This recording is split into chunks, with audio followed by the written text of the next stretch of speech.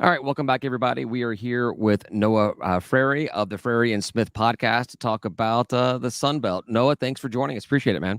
Yeah, guys, excited to chop it up, talk some Sun Belt, and more importantly, some Georgia State football here tonight. Absolutely, absolutely. I was not aware of your podcast. You guys have been doing it for a year now. I was unaware of it until just a couple of months ago. But you've been covering the Sun Belt this entire time. Just tell me a little bit about the podcast, how you got started, and what people can expect from listening to you guys. Yeah, so I'm a play-by-play broadcaster. I do a lot with the Sun Belt, and as the league has started to grow, there was kind of there's a vacuum, a need of coverage of the entire league. I mean, obviously, you guys have talked about it, I'm sure, on the podcast. Like the Power Five teams get a ton of coverage, the Group of Five not as much. And so we stepped into kind of that void back in September of last year and began covering. We'll record our 110th episode, I think, in a week, and we spend time throughout the season, previewing, recapping what's happened on that weekend holistically across the league. We also bring on some of the league's top student athletes. And then we're really the only Sun Belt football podcast that goes year round. So we spent a lot of time during the off season kind of talking about the league. We reviewed everyone's season. We had Commissioner Gill on as well. So our goal kind of is just to further promote this league. There's so many great teams, so many great athletes and stories that are just not being told. And we feel like we're stepping into that gap, and we're really excited about what the future holds of the Frary and Smith podcast. Yeah, one thing that I've come to notice, having done this now for our podcast for a couple of years, is like you said, you get not a lot of national coverage for G5 conferences, and like I try to find an opposing team's podcast to talk about before games, which is great. It's really easy. I've got a guy from Rhode Island. There's a Rhode Island podcaster that we're going to have on next week to talk about our game. But where I have a hard time is when we play those P5 matchups. You don't see podcasts for a lot of P5 programs because they are getting the national content, and you just they've got a radio program. Exactly. They have a network. They have all that kind of stuff. So there's not a lot of fans feeling the need to do that. So I kind of like this aspect of it because you kind of get more of a grassroots, closer to the program feel for everything. You guys have been interviewing all the head coaches. You're supposed to have Coach Elliott today, but you've been doing all the Sun Belt coaches. How's that going? Yeah, it's been really neat. Again, we're the only podcast out there doing it, and we dropped our 10th of 14 yesterday on with App State's head coach Sean Clark. I'm talking with Sean Elliott tomorrow. That episode drops Friday.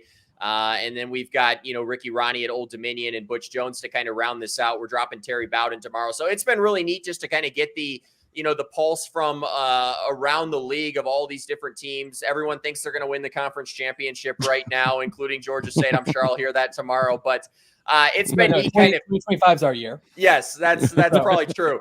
Yep. But yeah, it's been really neat just kind of talking with each one of the head coaches and kind of getting the heartbeat because, we're not able to travel to all of these, these places every year. And so I've really appreciated the access, just the willingness. And again, so many of these teams, because they're not getting that level of coverage, have been willing to, give us their time very liberally. And we've greatly appreciated that.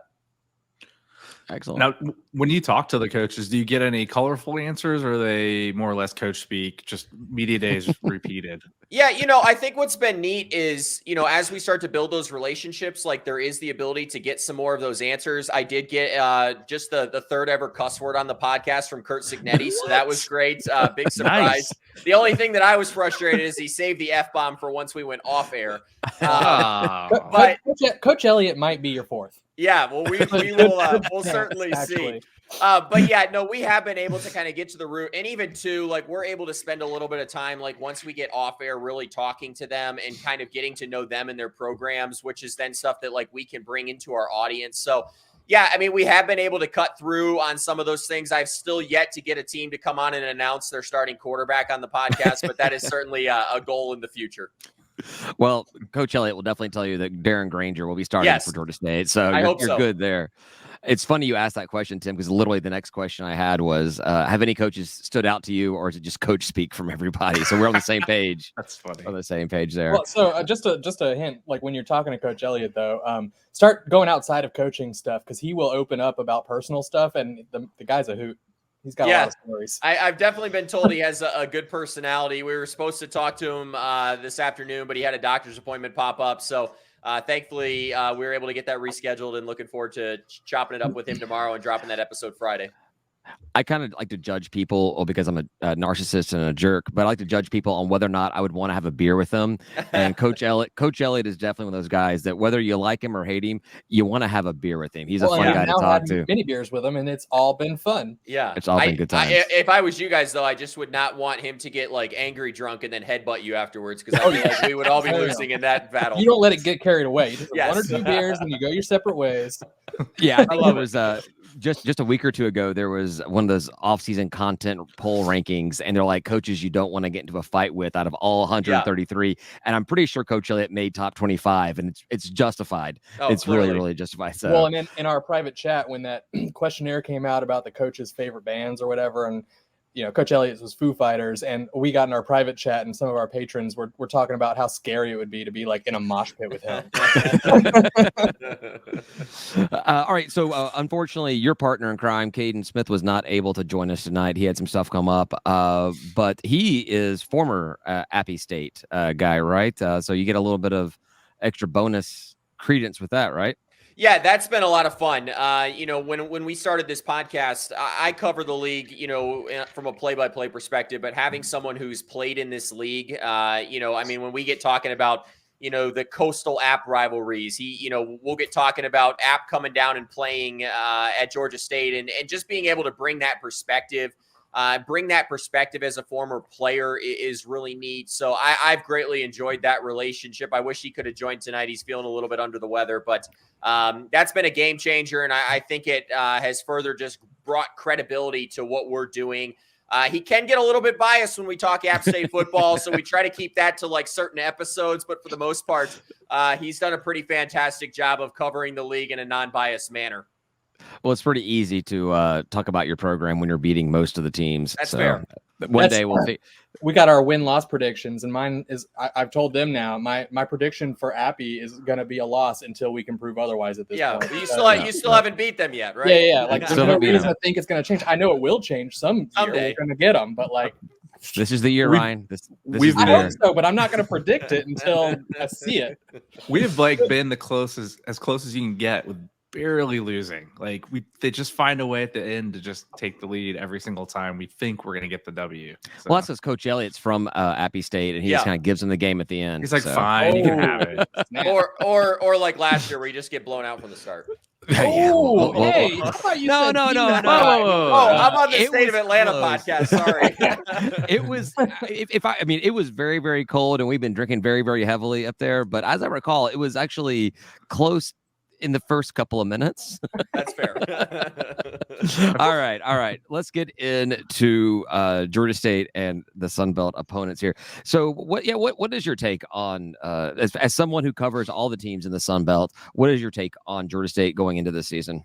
Yeah, Georgia State's really hard to read. I love Darren Granger. He's such a fantastic quarterback. I like what Georgia State rather has going on in the running back room. I mean, you're losing a Tucker Gregg and a Jam Williams, but you bring back some running backs there. Wide receiver to me is a little bit of a question mark early on. I like a Robert Lewis. I think can make a big impact this season potentially, but.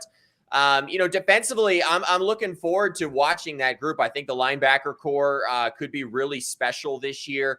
I love some of the pieces in that secondary, although you've lost some guys. So this is kind of a tough team for me to read right now. We've, seen this team get off to slow starts every year. I think they could probably get off to a little bit faster of a start this year. But what's so hard right now in the Sun Belt is you just look at the gauntlet that is the Sun Belt East. I mean, tell me a week where there is a week off. I mean, you might be able to say Old Dominion, but try telling Coastal Carolina that last year. So, there's just so many.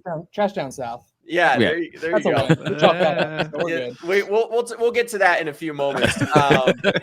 But yeah, I mean, there's just so many good teams that it's so hard to judge. I think Georgia State has a path to potentially get to a bowl game this year, but some things are going to have to swing in their favor. It's just such a gauntlet, and there's just not many easy wins when you also account scheduling some Power Fives. Well, yeah, don't talk to Breck McMurphy because he thinks ODU is going to a bowl game and Georgia State is not. I'm not sure how. but we're going to beat them. It'll be one of their was it 5? One of their 7 losses. I don't know. Hey, that's why you have me on this podcast instead of Brett McMurphy. No. What does that guy know, anyways? Right? He just makes it all up. So, what do you think about Georgia State as a member in the conference? We have a lot of fans that feel strongly one way or the other about it. It's the only urban campus. It's by far the largest university. How do you think it fits into the demographics of Sun Belt? Yeah, I mean, I think that the one area that you have to touch on when you're looking at that is fan support, and I think that's probably something you guys have talked about that you want to continue to see grow. I think that's why podcasts like this are so important. Georgia State does have one of the largest alumni bases, one of the largest student populations, but that has not translated into drawing in football. This is a team too that I do feel like has the pieces that they could, if things were put together in the right manner, could really start to be a threat in that Sun Belt, East, and really the Sun Belt as a whole. The one thing my podcast host, co-host Caden Smith, talks a lot about is we all know the football rich talent that is in the state of Georgia. But obviously you're fighting teams like a Georgia Southern. I know you guys don't like me to say that, but a Georgia Southern, a Georgia Tech, yes. a Georgia. There's just so many good football teams in that state. If we're being honest, the one thing I would actually love to see is I would love to see and find a way to get Georgia State in the Sun Belt West. Like, I think that would be fun. I think that it would give you guys some opportunities for some additional wins, because I think that your win total can be hurt a little bit because of some of the teams that you're consistently having to play. If you guys were playing the Arkansas States, the ULMs, the Texas States every year, I think that the win totals would be dramatically higher at Georgia State, because I do think this is a good football team. And I do think, given the right situation, this is a team that can make some noise in this league. Yeah, that is one thing that, people talk about realignment and expansion and whatnot. And obviously ECU tends to be the top of the list about the team that they want to see join the Sun Belt. And it makes sense for Sun Belt. I don't know if it makes sense for the ECU. But yeah, if that happens, that pushes Georgia State into the West, something that I don't want to see. That being said, there are some positives about Georgia State going into the West. One, trash down south. Screw those guys. Don't see them every year. We still see them every year, though. There's a deal on the table that would be our interdivision rival or whatever. Or we just get rid of divisions altogether. Yeah. We could just get rid of trash down south altogether. Yeah. Well, we have a better record against the trash down south than we do any other program. So I guess keeping them on the schedule is not too bad. But then also Troy. Troy is the closest Sun Belt program, and we don't get to play them every single year. That makes no sense to me. We should be playing Troy, being as close as we are. South Alabama, not too far. We've got a little bit of a budding rivalry with Lafayette, more so basketball than football. But yeah, I mean, I can see what you're saying. It would beef up the win totals. The West is definitely has like that one hot team typically, whereas the East has a lot. To be the best, you got to beat the best, right? So you got to be in that league with the better teams anyway. You got to be in their division. So I mean, that's how you get recruiting and all that stuff. So that's where I'm at.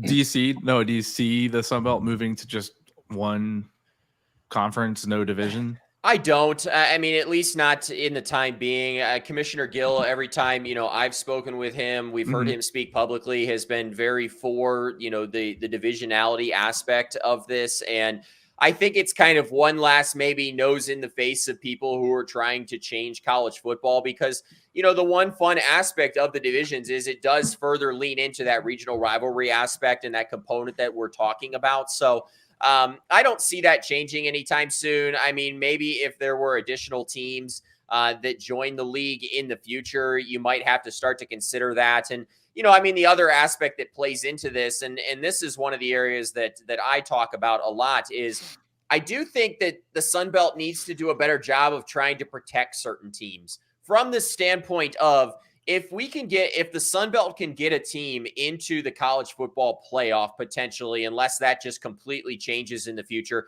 that is a way for a lot of revenue to be generated and then pumped into the league, which helps everybody. And so I do think that finding ways to maybe protect some of your top teams, particularly in the East in years to come, might be something that's interesting. And so maybe that would be an argument for changing that divisional aspect, but I don't see that changing anytime soon. Yeah, because I can see from expansion, like before we added all the teams, we were feeling pretty good. We're like, we're on the up and up. The East isn't, impossible outside of App State and obviously Coastal Carolina coming up. But, when we added all the additional teams, like we all on the podcast looked at it, I was like, man, this just got way harder to win the division, like exponentially. I like the idea of if we were to add an ECU, going from having 2 divisions to having 3 divisions, having your Carolina, Virginia schools in one division, and then your Georgia, Alabama, and I guess Southern Miss in one, and then everybody else out there in a Western division, and then just the conference championship would be the 2 best 2 best records or something like that, or something. I don't know. That's just. Yeah, it'd be fascinating to see. I don't know if it's going to change anytime soon, but it certainly gives us plenty of things to talk about. Exactly. Yeah. All right. So we don't need to go through every single Sun Belt opponent we have this season, but we open up the season on a short week at Coastal.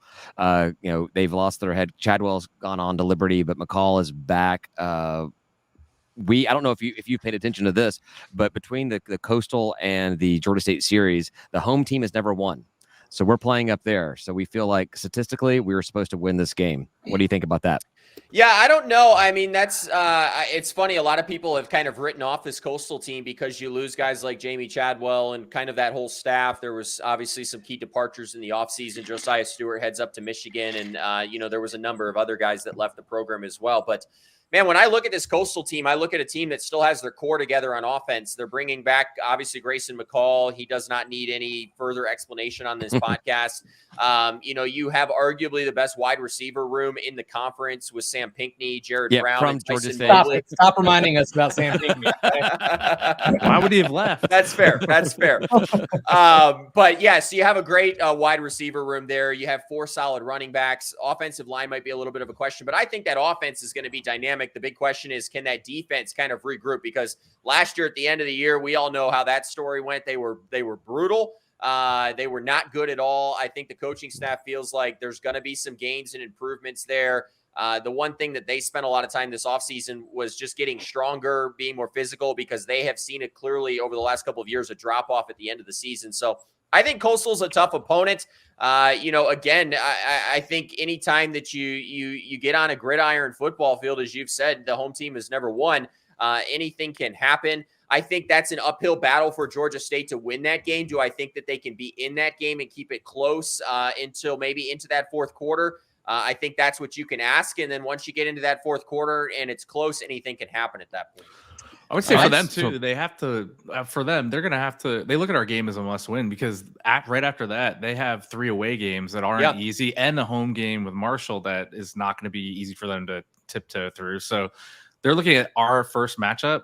For them, it's almost a must-win because that's a hard slate after that. Yeah, and and let's just be honest, guys. When we look at how teams were picked in the preseason, this is a team that Coastal, should probably beat. They will be favored going into this matchup.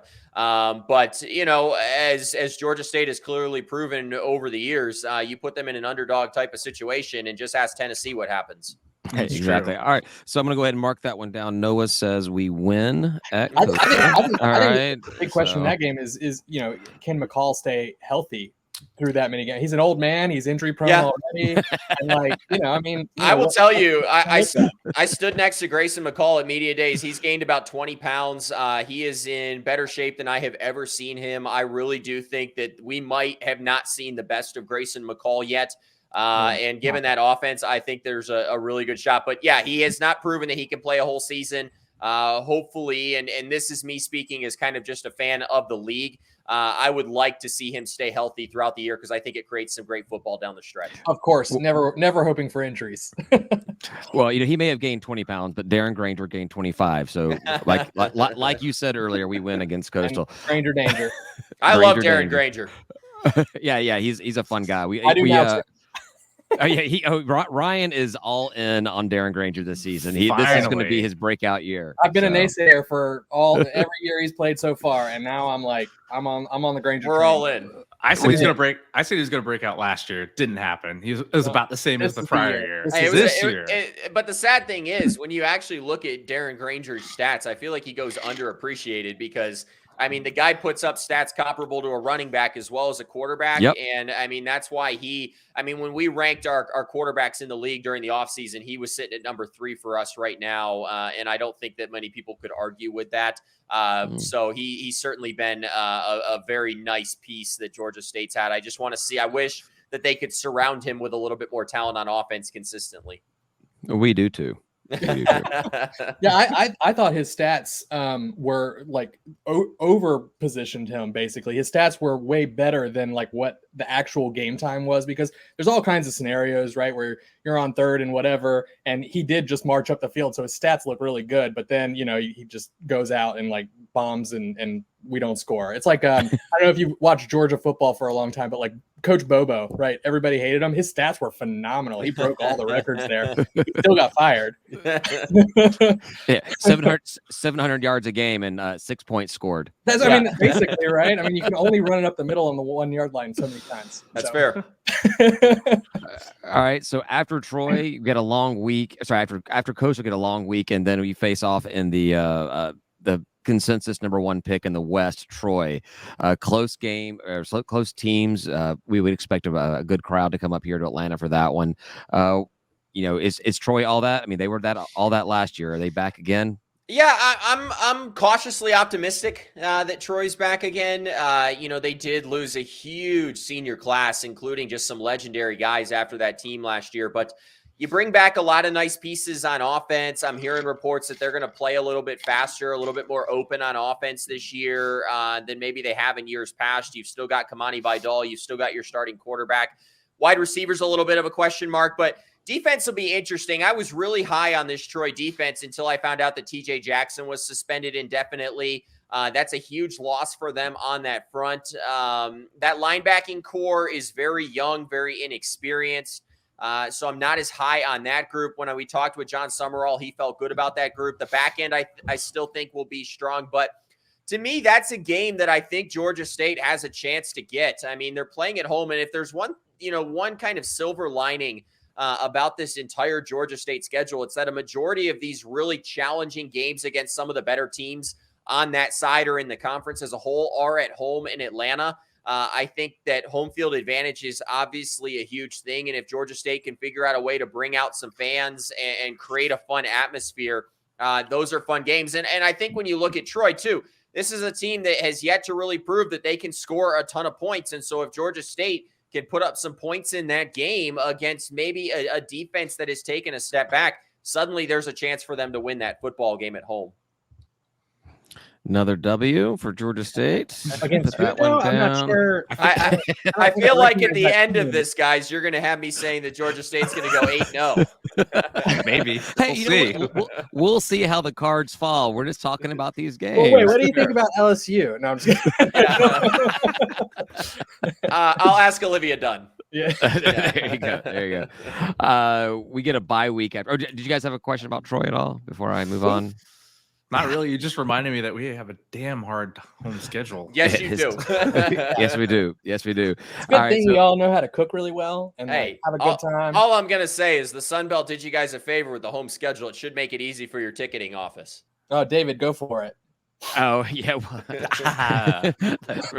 Yeah, I talk too much about scheduling. Noah and I talked a little bit about that before you got on, right? Oh, so, okay. all right. So after Troy, we get a chance to lick our wounds into an early bye week, and we host Marshall. Marshall was one of the schools that I was actually really excited about joining the Sun Belt when they came in. Them and Southern Miss, they were two programs I think really provide a lot of more legitimacy to the conference. In my mind, some storied programs and everything. So what do you think about the Thundering Herd heading down to Atlanta? Yeah, honestly, I'm on record with saying that I think Marshall is going to be the Sun Belt East Division champions this year. Wow. I really feel like your prediction here is going to Georgia contradict State. that. So somehow you guys are going to make it sound like that. But yeah, no, I really like that Marshall roster. I am on record by also saying I think Cam Fancher could take a big step forward as quarterback this year. I know that there were a lot of fans up there that felt like maybe they should go with Chad Pennington's son as a starter, but I think Cam is going to be that week one guy. I love Rasheen Ali. I think that him coming back from injury, I mean, 2 years ago, he ran for 23 touchdowns, for crying out loud. So if he can get anything close to that, he's arguably the best running back in the league. Offensive line's going to look good. Defensive line will look different. But the one thing I love about that Marshall defense, they're only bringing back 4 starters this year, but they're bringing back a true star at each level. They've got Owen Porter on that D-line. You've got Eli Neal at the linebacker position, and then you've got a Micah Abraham kind of in that back end playing that safety cornerback role. I know that staff is going to be able to put more pieces around him. So I love that Marshall football team. I think that they have a great chance to make some noise this year. They were hot down the stretch last year. They won their last 5 games, including their bowl game over UConn, who I know you guys have early on in the season. So, to me, that's going to be a really tough game. It'll be fun. A lot of, both of these teams, Georgia State and Marshall, love to run the football, and it could be a real bruiser of a game in Atlanta. I'm looking forward to it. I think that I feel like we're going to have a lot of Marshall fans that come down for that game. Yeah. Yeah. They travel extremely well. I think as far as those like numbers of returners, though, I mean, as we've seen, it's not necessarily how many people you can return, but who you're returning. Yeah, makes a big difference. I mean, I think last year we had our I think it was like 10 starters returning or something stupid. It was like a huge number, and we didn't do so hot. So didn't pan out. Well, right. It doesn't always mean what you think it means. I hear people throw that out a lot, but I think the quality of the returners it just makes a really big difference. At least I'm with some realistic Georgia State fans. Oh yeah. We had a few defections, right, to some other schools last year.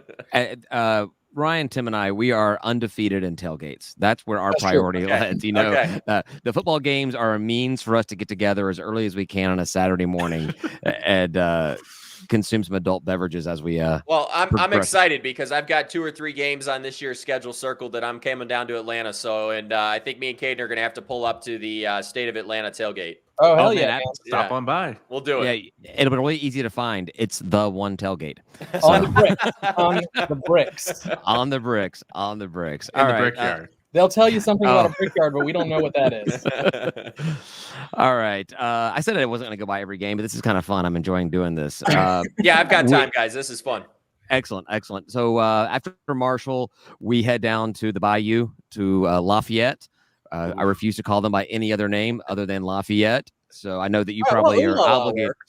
Ooh la la is also appropriate. I'm sure you're obligated to use other names, but this is a team. Like I said earlier, we feel like a budding rivalry with Lafayette. We've never beaten them in football. We've come very, very close, including when they were ranked. Was it number 19 after beating Iowa State in 2020? I think that was back here in Atlanta.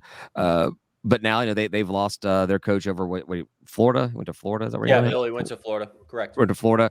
I'm excited about this game. I like this one as being our first chance to get a win against the Raging Cajuns. Yeah, I think that's a fair assessment. There's definitely, the one thing, you mentioned Billy Napier leaving, and I think it almost went unnoticed last year was just the amount of talent that left that roster.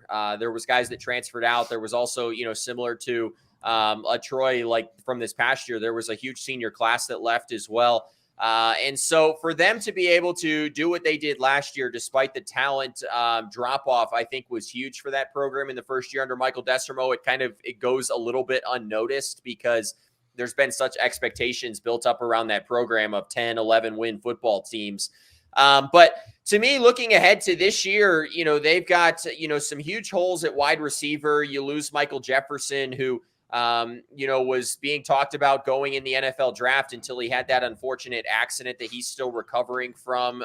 Certainly thoughts and prayers up to him. But, Ben Wooldridge is going to be the starting quarterback for Louisiana. That much we know. Running back, they've got some really interesting pieces back there with Draylon Washington, who I think will be a household name by the time his career is over at Louisiana.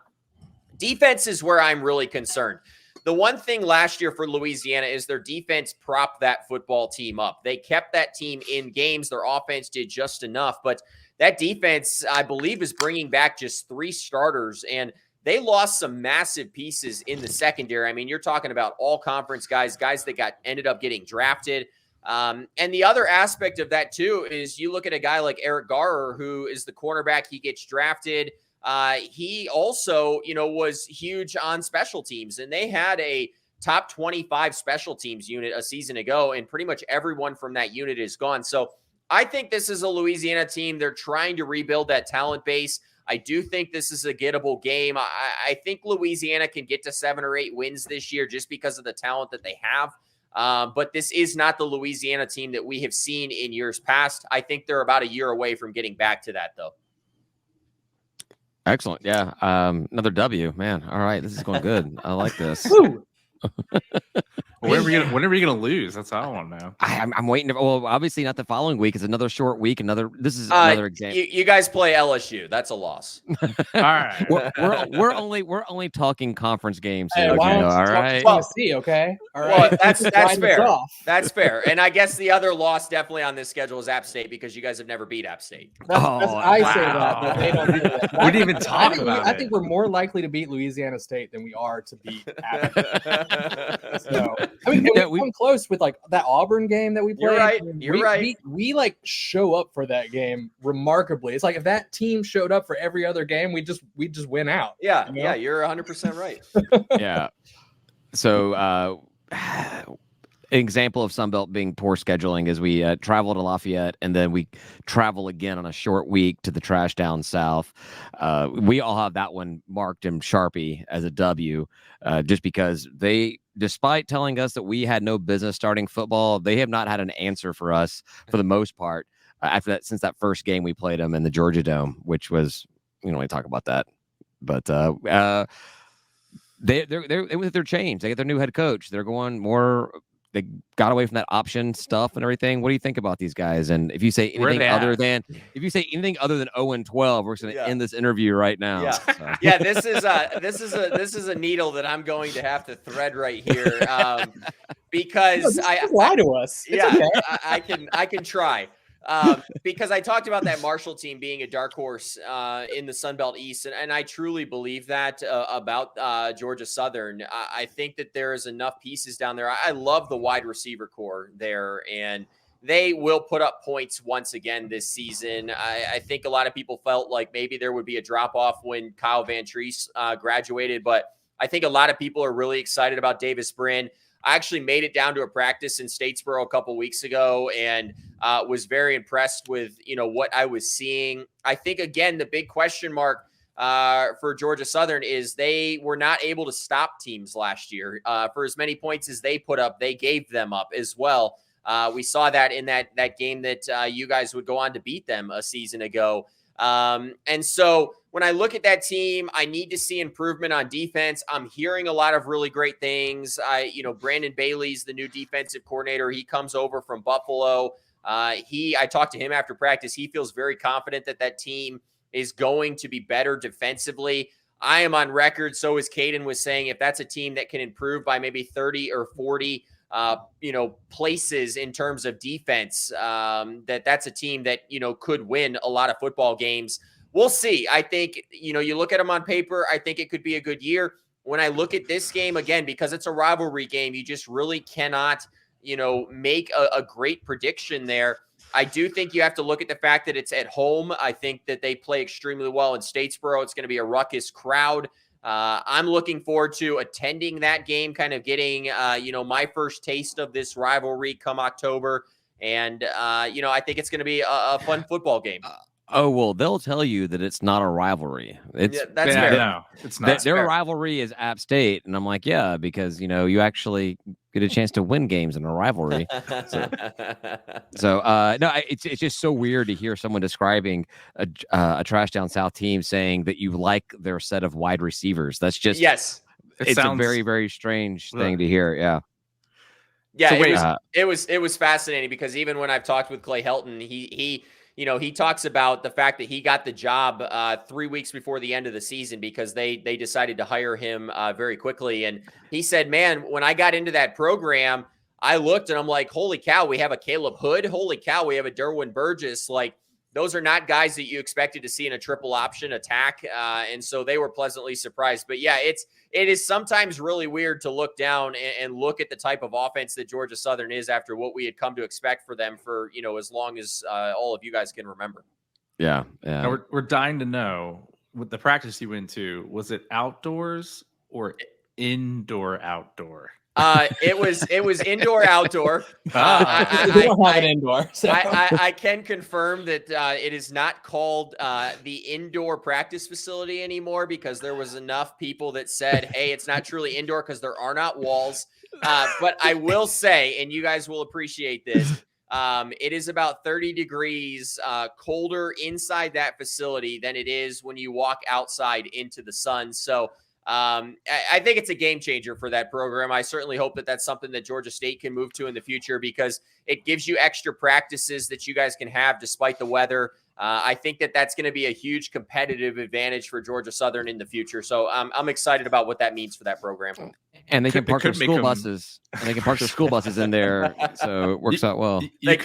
You could make the argument slightly that it might make them weaker. The temperature change if they're practicing every day in the 98-degree weather and the heat and the sun. That's fair. Know, yeah, you know? but there's a reason Georgia State practices at 9 a.m.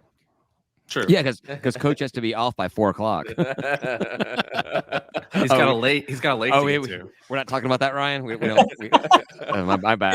Yeah, I'm in South Carolina right now. So. Are you with him? Are you at the lake with him? Yeah, we're hanging. I'm at the lake. It's a long drive back to Columbia every day. No wonder he canceled on my interview with him earlier today. Yeah, we're hanging out. We're partying, drinking beers. He's feeding me lines, All right, so we outscore Trash Down South. Another W on the list here. Heading on to the Purple People from Jimmy Madison. Heading down to Atlanta. This was a game last season that going into it, we thought we were going to get our asses handed to us. Yeah. And this was a game I was on. I forget what was I doing, guys? I could not watch this game. I was at a wedding or something dumb like that. Yeah, who schedules fall weddings, guys? My wife's family or friends or something. I don't remember. But I was able to watch the game, but I was following along, and we were actually doing our business. And I think the third quarter, maybe it was all the way to the fourth quarter, came along, and they scored like 3 touchdowns that we couldn't overcome. This is a team I don't like, and I don't have a reason to not like them. I just chose to not like them. So tell me how bad we're going to beat Jimmy Madison this year. Yeah, I mean, it's a tough question to answer because, when I look at that James Madison team, I expect them to be good. The track record clearly proves that year in and year out, James Madison finds a way to win football games. But as a guy who is sitting on the outside looking in, I look at a depth chart that does not have the conference's offensive player of the year from last year, Todd Centeio. They lose a program legend in Percy J. Obase as their number 1 running back. You lose your number 1 wide receiver in Chris Thornton, who's put up huge numbers over the last couple of years. So it's hard for me to say that offense is going to be as good as it was a season ago. Now, when you talk to people around that program, they will tell you that they feel like that offense can be just as good as it has been. They like the quarterbacks. I think there's still a battle brewing there. My money's on Jordan McLeod starting the season as the quarterback, but I do think the leash is going to be short there because they really like Alonzo Barnett in that role as well. I do think that they have pieces. You look at a guy like Kalen Black, who can kind of replace people at that running back position. Latrell Palmer, I think wide receiver is a bigger question mark for me. Defensively, though, this is going to be the same James Madison football team that we saw last year. It might look a little bit differently. The stats might look a little bit different. They might not stop the run as well, but could they be better in pass protection potentially? But I think when you sit there and you look in November, you're going to say this is a very good James Madison football team. So to me, this is a very challenging game for Georgia State to play. I think James Madison clearly has that track record. Again, though, if they can't figure that out, if they can't solve that early on in the season, it might be an issue for them. But if you look back over their history, they have clearly shown that they can develop quarterbacks. So I'm certainly not betting against Kurt Cignetti in the Dukes this year. All right. So Darren Granger, 25 additional pounds. He overcomes their defense better than he did last year. Their offense sucks. W against Jimmy Madison. I like your math, man. I'd hate to be the Vegas odds makers with you guys making these decisions. I've never left Vegas upgrading to first class. I'll put it that way. All right. David, you're not going to like this, but I have it marked as an L. Sorry. Yeah. Wait, you gave us a loss? Yes, I was honest in my predictions. You guys, I mean, honest in my prediction, and I have a 7-5. We can't be that biased, guys. There has to be at least one loss on this schedule. Look, I've never seen us beat them either. So, what am I supposed to do? What am I supposed to do? All I will tell you is I'm really disappointed. I will be in New Orleans that week calling the Sun Belt's women's soccer tournament. Nice. And so I will not be able to pull up to that game, but it was a game that I wanted to go and pull up to and watch James Madison play. So, Georgia State. Godspeed to you, sir. Anytime anyone goes to New Orleans, I just have to wish them the best, because that is a complete dumpster hole. I can't stand that. I work long days during those tournaments, and I go straight back to my hotel and go to bed. That's about all I want to do when I'm in New Orleans. Yeah, well, fortunately, it's November in New Orleans. It won't be as completely hot and humid and disgusting, but still, you have to put up with all the Saints fans that are around there, and that's just difficult. It's very, very difficult. Smelly mess right there. I think as far as James Madison's success last year, though, you see teams move up and see success early on because they storm in kind of, but then all of a sudden the depth problem gets to them for a couple seasons. And Appy didn't have that problem necessarily, but TDS did. And you saw them come in at the peak of the conference, and then they just plummeted. And so I think that's probably the norm. And I do not see that from that James Madison program, because the one difference there is that is a program that has clearly built for this opportunity. They waited 12 years to make this jump. They have performed at the highest levels of the FCS. They've got a kid coming in next year that's a 4-star recruit, so they're pulling guys that we would not necessarily expect. The facilities are as good as it gets, and too, the other aspect is the athletic budget is very large compared to most teams in the Sun Belt. So I expect to see staying power. When Curt Cignetti said at Media Days a year ago that it was not a matter of when, but when James Madison would run this league, I believe him, and I think that this is a Dukes team that's set up for a lot of success in this league and could potentially be a team down the road that maybe we're talking about as a CFP playoff type of team. No, it's a W. I honestly, I can see it too. I almost made a convincing enough argument to talk David out of it being a win. There's not, if it was rational, you maybe, but that's what you're thinking. That's the problem you have. There's an emotional reaction to Coastal and James Madison and TDS that just overcomes all of that. So maybe can't really talk down from that. I really noticed I just really hate teams with ugly colors and Purple's great color. Yeah, it's fleur-de-lis on there. Here's the great thing about James Madison: their fan base is super passionate, but they're also really nice people. So it makes for a fun game day atmosphere. Do they travel the streamers that they do they travel with them? Do they bring them to away games? They do travel pretty well, honestly. Okay. They do. So I would expect to see a decent amount of Dukes fans showing up in Atlanta for that game. Well, and we always have a decent turnout of opponents because we're Atlanta, and there's not really anyone from Atlanta. Everyone here is a transplant and is a fan of some other team somewhere. So there's probably a James Madison club. No, Ryan, there absolutely is. There absolutely is, because exactly. As you were talking about being nice people and everything, Noah, one of my friends, James, nice people. One of my friends, a good friend of mine, she actually used to work for Georgia State. I did not know her when she worked for Georgia State, but she worked for Georgia State, and she's a James Madison graduate.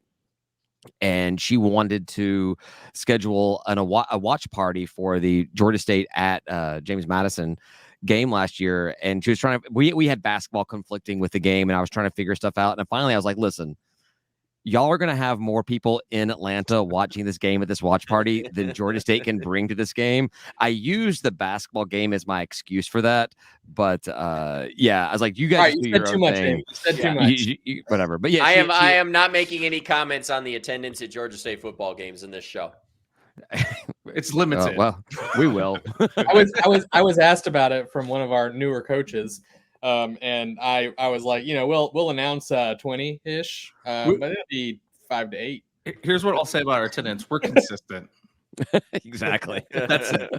Well, we talked about it earlier. You guys know who your core fans are, and you really pander to them. We know them all personally and say hi to them. Well, no, I actually, as someone has said, one of our patron members had said, and I think it makes a lot of sense. I'm not the biggest Georgia State fan there is, but if there's a bigger fan, I know who they are. Yeah. The thing is, we sort of touched on this earlier about like what Georgia State could bring to the table with all the students that we have, all the alumni in the area we have. It seems like every time we have a home game where we have people show up big time, like we'll have like a big event in the season opener and whatever, and we just fall short, and so everybody showed up and we lost, and we might have lost in an embarrassing way too, like we did something stupid in the fourth quarter or and it just deflates the fan base, I think, or scheduled an FCS team, and really my whole strategy, right, is like just win, baby. You just got to win. Winning solves a lot of problems. Well, yeah, we've seen across the Sun Belt teams that were top performers when they started losing their fans, like Southern, when they started coming off the cliff, their fans didn't come to their games, and they were having attendance issues. I mean, look at Louisiana this past year. I mean, their attendance was semi down, and there were games that it looked a little empty there. So, yeah, I mean, I think winning, cures everything. I think, you guys aren't playing them this year, but Texas State's a prime example of that. They have proven that they can bring football fans out, but they haven't won in so long that the fans don't come out. If that changes, suddenly Texas State might become a powerhouse in this league. So, I have always said if Georgia State could start to consistently put together winning football, this is a team in a program that people would enjoy watching, but it comes down to consistently doing that. And that is not something that they have proven that they can do year in and year out at this level. Yeah, I think we've heard the word potential associated to Georgia State for far too long. Actually, it makes me think now, guys, we need to actually just get a blue and white shirt that just says potential. That's just it. With a Panther head. With a Panther head on it, yeah. So honestly, though, like through the years, what I've witnessed is a team that performs away. Like we typically will do very well away, and my theory is it's because they react to the fan base, whether it's negative or positive. They're seeing those big fans, and that's why when we go to Auburn, we're playing up, and when we go to Tennessee, we're playing up. When we go to Alabama, maybe away, but specifically the P5 opponents. And I don't know how much. I mean, they've got huge stadiums with like crazy loud. I do not know how much of it is these P5 opponents overlooking a Georgia State, because that happens. We know it happens. Yeah. But some of our best performances in games. You mentioned this earlier, Ryan. If we could get these performances we get against P5 teams to play out against our conference mates and our out of conference schedule in general, we would have so many more wins. Like we go to halftime with Clemson at 0-0. We were leading Oregon, or was it Washington at halftime? 17. Washington. But we were beating Wisconsin up into the last couple of minutes of the fourth quarter. We were a bad call away from beating Auburn. I mean, it's just it happens all the time. Mm-hmm. I think fan has a lot to do with it, and they just like. I mean, you play all your games, and it's sort of in a quiet stadium, and then you go to this thing where it's like the big show. And you play up to it. You're like, man, this is cool. I'm gonna do it. This is the stage. Yeah. All right. We've kept Noah here for the better part of an hour. Let's knock out the last two games and let him get on his way. We have the Jimmy Madison. You said that was a big win. Like I think it was like 41-7 or something. Hey, I'll save us some time at the end and just say that I think Old Dominion's a win, and we'll stay right there so that we can spend more time on talking about App State. There we go. Appy State. We got to win. We welcome the Mountaineers down to the ATL. What you got? They always tailgate well down here too. They do. They do, and I know that is a game that Caden and I are both pulling up to in Atlanta. That is on our list of games to pull up to this year. I think that would be a lot of fun. They're going to bring a contingent of fans. I think that will be a fun atmosphere for that game. I told David a story right before we went on air that really was funny to me. We were down at Media Days in July, and we were talking to the Georgia State student athletes that were there, and we asked a couple of them, like, what game did they have circled on their calendar? And, every one of these athletes, they're going to be coy. They're going to say the first game. But it was as soon as we got off of, the live portion of that interview that both of the guys chimed in and said, we want to beat App State. Like, we've never done it. And so I do think there's some added motivation there. This is an App State program that was down a year ago. I mean, they go 6-6. They fail to make a bowl game for the first time in their FBS history. But I do think that they will be a better football team this year. I do think this is a team that will compete for a conference championship once again. I think they're an 8-9 win football team this year. For me, the big question mark for App State right now is at the quarterback position. They're still in the midst of a battle between Ryan Berger and Joey Aguilar, who transfers in the JUCO product. My money's on Ryan Berger becoming the starter. And I think the biggest difference that you're going to see from App State, particularly on offense this year, is that quarterback, regardless of who it is going to be more mobile. It's going to create that, dual threat ability that we have come to expect from great App State quarterbacks like a Taylor Lamb, like a Zach Thomas in the past. So I think the offense can be better, particularly if Nate Noel stays healthy.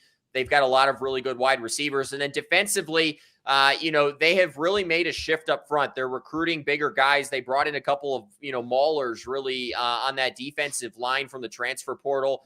Linebacker, I think you might see a little bit of a drop off this year when you lose a couple of guys to the NFL. And then, the secondary, I think, has to be improved. Caden talks to me about all that all the time because he played in that secondary.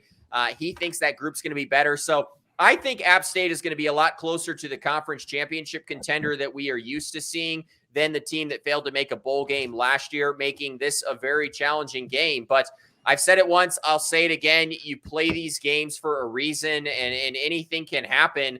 At some point, the dam is going to break, and Georgia State is going to win the football game. So, David, you might as well put a W on your scoreboard. Yes, good idea. It's going to because you're going to do it either way, so you might as well just do it. But I do think that there is a chance here that Georgia State, if everything comes together and with some of the pieces that they have, there is a chance here for Georgia State to perhaps do what many fans probably think is unthinkable. Well, you heard it here first.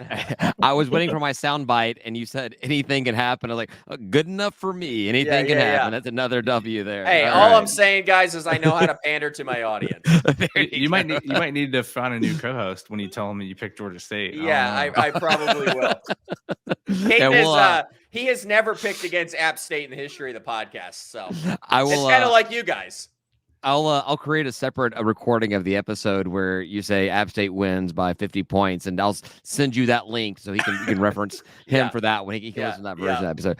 All right, so we all agree that we beat Old Dominion, and we are done with the season with an 8-0 record in the conference, guys. This sounds like a East champs to me. Yeah, and then you're going to be playing South Alabama in the championship game, and heck, why not? We'll send you to the Cotton Bowl after that. Hey, look at him go! Man, I like Cotton Bowl bound. I like that. Noah on one episode, and all of a sudden he is bleeding blue. Yeah, there we go.